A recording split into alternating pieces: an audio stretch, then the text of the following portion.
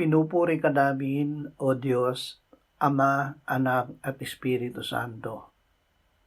Salamat, Ama, na ibinigay mo sa amin si Jesus na iyong anak na namatay para sa aming kasalanan, iyong muling binuhay, iniakyat at iniluklok sa iyong kanan sa langit.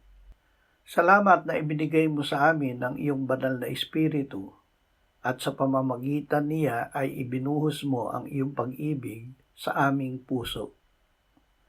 Salamat sa iyong biyaya na nagligtas sa amin. Itinatapwil namin ang kasamaan. Ibig naming mamuhay na banal at matuwid habang hinihintay namin ang pagbabalik ng iyong anak.